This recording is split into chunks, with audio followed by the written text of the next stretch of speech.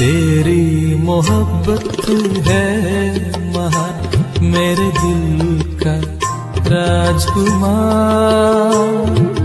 तेरे बिना मैंने जाना नहीं ये प्यार कैसा है, प्यार कैसा है। तेरी मोहब्बत है महान, मेरे दिल का राजकुमार।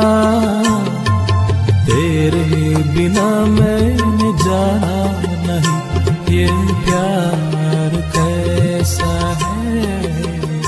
प्रभात मनन के सभी श्रोतागण को प्रभु यीशु मसीह के धन्य नाम में प्यार भरा नमस्कार। आइए आज के आराधनात्मक मनन की ओर आप सभी का विनम्रता पूर्व स्वागत करता हूं। आज के आराधनात्मक मनन में सप्ताह के पहले दिन नामक विषय को जारी रखना चाहता हूं। हम इस बात को पूर्व में देख चुके हैं कि प्रेरितों के काम 20 की 7 और 1 कुरिन्थी 16 की 2 आदि आयतों से मिलने वाली सूचनाओं के आधार पर हम इस तथ्य पर पहुंचना गलत नहीं होगा कि प्रथम शताब्दी के लगभग मध्य काल से लेकर पहली शताब्दी की कलीसियाएं सप्ताह के पहले दिन को सामूहिक आराधना सभा के लिए इकट्ठे होने का दिन के रूप में निर्धारित कर दिए थे। परंतु हम इस बात को भूले नहीं कि यहूदी परिप्रेक्ष्य में नया नियम में बताया गया सप्ताह के पहला दिन शनिवार शाम 6 बजे से रविवार शाम 6 बजे तक थे। नया नियम के 27 पुस्तकों को अध्ययन की सुविधा के लिए यदि विभाजित करना चाहे तो हम इसे 4 भागों में प्राथमिक रूप में विभाजित कर सकते हैं। पहला भाग मत्ती से लेकर यूहन्ना तक 4 सुसमाचार है,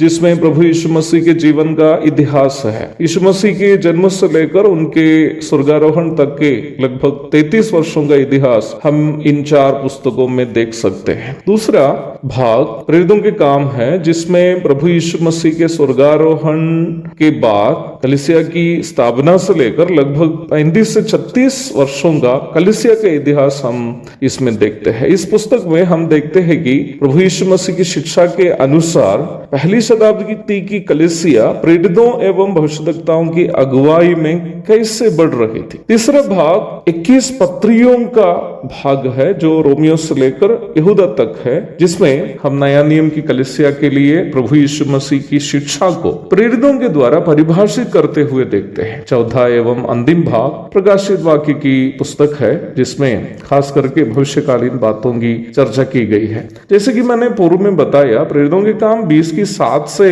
हमें मिलने वाली सूचना के अनुसार पहली शताब्दी में जब प्रेरित लोगों में ज्यादातर लोग जीवित थे, वे लोग सप्ताह के पहला दिन को प्रभु भोज या रोटी तोड़ने की सेवा के लिए निर्धारित कर दिए थे। अर्थात प्रेरितों के काम 20 की 7 से हमें मिलने वाली सूचना के अनुसार पहली शताब्दी के लगभग मध्यकाल से लेकर के हम ये अंदाजा वचनानुसार लगा सकते हैं कि सप्ताह के पहले दिन को प्रभु भोज या रोटी तोड़ने की सेवा के रूप में निर्धारित कर दिए थे। हम वहां इस प्रकार पढ़ते हैं, प्रेरितों के काम 20 की 7 सप्ताह के पहले दिन जब हम रोटी तोड़ने के लिए इकट्ठे हुए, देखिएगा रोटी तोड़ने के लिए इकट्ठे हुए। रोटी तोड़ने की सेवकाई प्रभु के द्वारा कलीसिया के लिए दिए गए मात्र 2 अनुष्ठानों में से दूसरा है। पहला बपतिस्मा है, मत्ती 28 की 19। प्रभु यीशु मसीह अपने प्रेरितों के संग फसह पर्व मनाने के लिए इकट्ठे थे।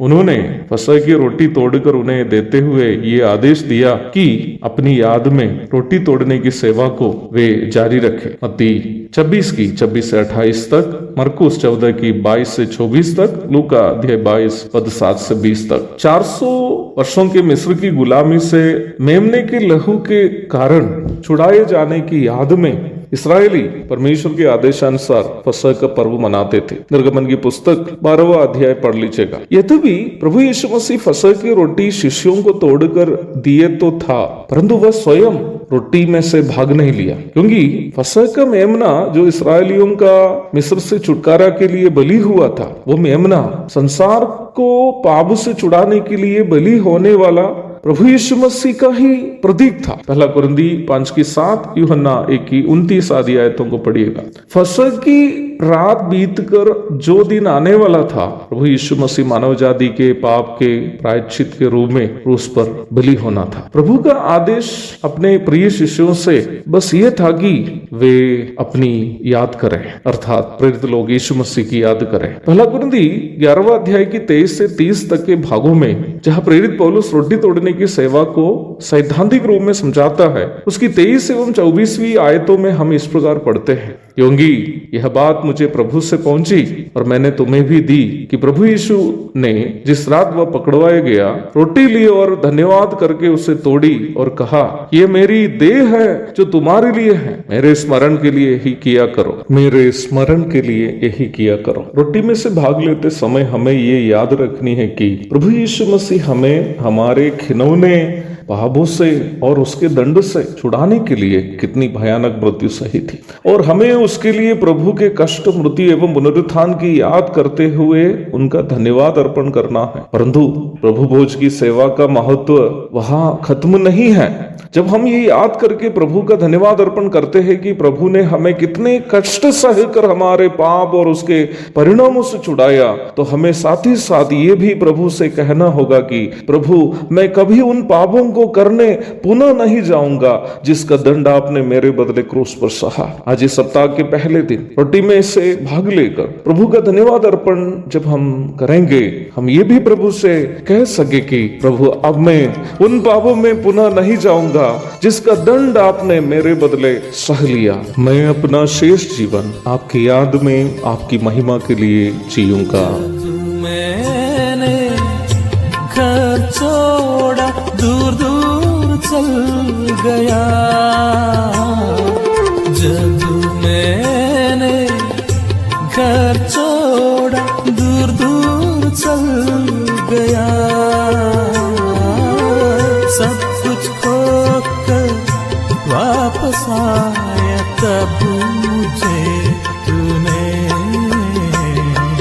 गले लगा दिया। तेरी मोहब्बत है महा, मेरे दिल का राजकुमार, तेरे बिना मैंने जाना नहीं, ये प्यार कैसा है।